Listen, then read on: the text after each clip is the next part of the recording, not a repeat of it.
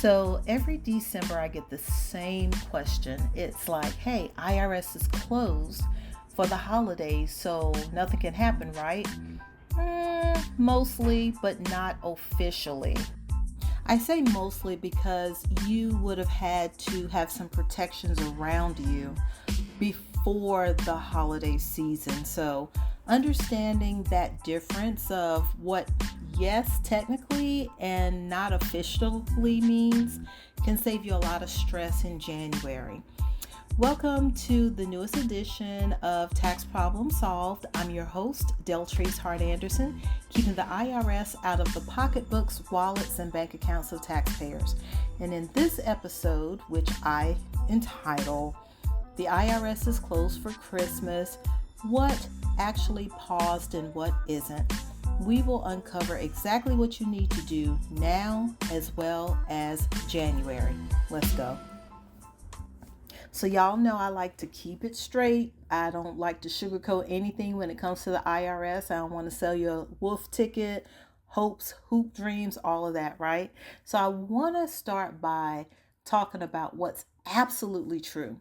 Yes, the IRS is officially closed on federal holidays. Christmas is a federal holiday. As a matter of fact, this year the IRS is going to be closed Wednesday, the 24th, Thursday, the 25th, as well as Friday, the 26th. So, happy or Merry Christmas, I should say, for those who celebrate Christmas. This is your early Christmas present from the IRS, okay? So what happens when the IRS is officially closed? That means that the offices are closed, the phone lines are not staffed, so you can't go into offices, you can't get anyone over the phone in any of the service centers. Revenue officers are not going to be in the field, so no one is going to come knocking at your door or your office door or your neighbors. None of that stuff will take place, right? And then the manual collection work slows down. So the people that are responsible for manually pushing buttons for liens and levies to take place, that's not going to happen. Not during this holiday season. And to be perfectly honest, y'all, it ain't gonna happen next week either. The first full week of January, that's when you really start having to worry about collection activity again, okay? And even then, it's going to be a slow crawl into getting into collection activities, just to be perfectly honest. So that's why many taxpayers feel a sense of calm during Christmas time, especially if they have some back tax issues. If they're being protected meaning they have worked with a tax professional, someone that's representing them to set them up in a way where they can breathe in December, or they've set themselves up in a way they've communicated with the IRS in a manner that even if they're getting letters, the automated letters, no one can stop those, not even the people at the IRS. If the automated letters were already scheduled, they're going to go out anyways. However, anything manual, anything that a human has to touch, those things have slowed down. There is, again, a natural lull in enforcement in activity late December, okay? So you're good there. Now, here's where I need to be very clear because I don't want people to make assumptions. There is no official IRS policy that says collections are legally suspended during Christmas week. So in other words, there's no written rule saying levies are forbidden. No law saying liens can't be filed. There is no guarantee that all collection systems are turned off. However, there's nobody at the desks, right? Nobody can push a button. No one can make a phone call. So that's an important distinction. There are many, I talked to different revenue officers, different revenue agents, current as well as former people that work with the IRS when it comes to liens and levies. They worked in those departments, and they tell me often that there's this unwritten rule that the IRS just does not enforce collection activities during this particular holiday season because it's bad publicity. Okay. So that's something, again, it's not a written rule, but that's just something that typically happens this time of season. And y'all, I've been practicing, I've had my license since 2014. So over the past 11 years, this has been true. 11 and a half years, actually. This has rang true. So it's not that it can't happen, but it probably will not happen where you're going to get levied or your wages garnished on or around Christmas. It just doesn't happen. Okay. Now, most of this stuff, because, and the reason why I say that, not a lien filing, a bank levy, a wage levy, because most of these things require human involvement, right? So if the revenue officers that prepare these things, if you have a revenue officer, if they are gone for Christmas break, and guess what? If you have you one of these old heads, they're not even coming back next week. They're not returning until January 5th because they have all this time built up. So they're not coming back in the end of December to just garnish your wages. They're trying to get their rest.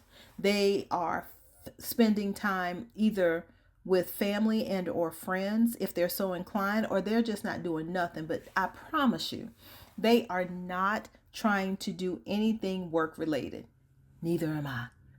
That's why I'm recording this episode early. And I want a lot of you to just ease your mind, set your minds at ease, because it's no collection activities going on at this time. Okay. So anything that has a human component, if someone has to review a notice, if an action has to be authorized, that ain't happening. Okay. Yeah, it's just not happening. However, some IRS collection systems are automated. So if something was supposed to happen, like if you got a letter in November that stated there was a levy, not intention of levy, not something intentional, but the levy is or was going to take place on a certain date, then that's still going to happen. But if you receive a letter saying there is an intent to levy, ain't nothing gonna happen unless they have a specific date that the levy is going to happen or the wage garnishment is going to happen. It ain't happening December 23rd, 4th, 5th, 6th, 7th, 8th, 9th, through the 31st. It's just not. Okay. And I want to be very careful with my words there, because even though humans have to be involved in most of the collection activities, if there is something automated that was going to take place, it's going to happen anyways. All right. So I want to make a clear distinction there. All right. So why am I telling you not to panic right now? This is just not panic week. This is not rush week. This is not, oh, my emotions should be all over the place week. It's not. This is not the time for this. This is a quiet week. This is not an emergency week. All right. This could be, if you wanted to, this could be a preparation week. This week and next week could be great preparation weeks for you, because once January hits, the IRS office reopens. Those revenue officers, they return. The revenue agents return. The mail volume increases. People are getting ready for tax season. So now they have a whole lot of stuff going on. They have tax season. So tax preparation is going on. And then the tax problems that never ended, that's still going on. Okay. So now the enforced actions resume, and the resolution timelines, they get longer due to demand. So January is, if you wanted to say, when is the house on fire? Let's say the kindling has started, and I don't know, I'm just old country girl. So for those of you that know what kindling is, that's the stuff that starts the fire. Or for those that don't know what it is, that's what my granddad used to call the like the little wood chips that start the fire. Kindling is going to start in January, by the way. So anyone that is going to struggle are the ones that who wait until January to start figuring out things.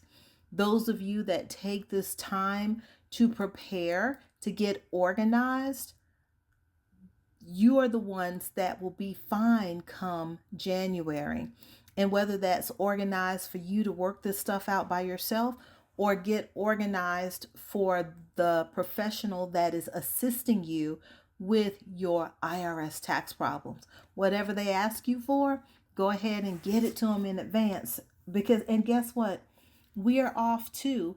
We are spending time either with ourselves, relaxing, doing nothing, some spending time with friends and family, a combination of some or all of those things.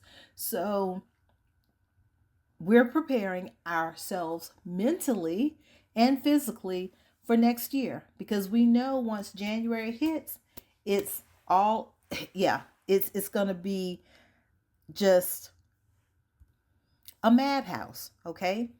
So use this time calmly and intentionally. Okay. This is the time. This is your moment where you should identify which years you have to file a tax return. Open those letters, but don't panic when you're opening those letters. I have a whole series called Stop IRS Letters. If you go to stopirsletters.com and look at your letters, you can actually see which letters are urgent and which ones are not. Okay? Take this time to confirm whether you're already in collections. Take this time to understand what exposure you may have once enforcement resumes. No urgency, no pressure. Don't stress yourself out during this holiday season. Just get clarity. And guess what?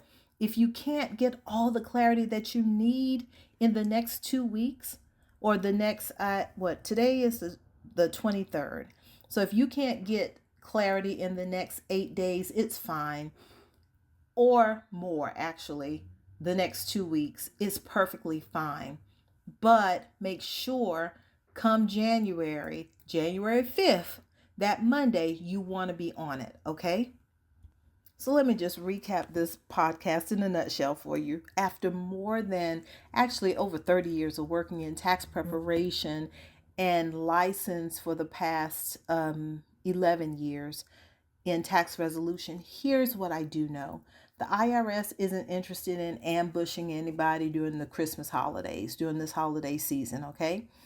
People get caught off guard because they misunderstand these quiet periods. Christmas is quiet. The last parts of December, it's quiet.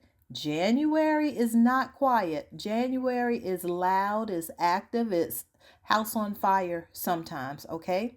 And preparation is what's going to make the difference, okay?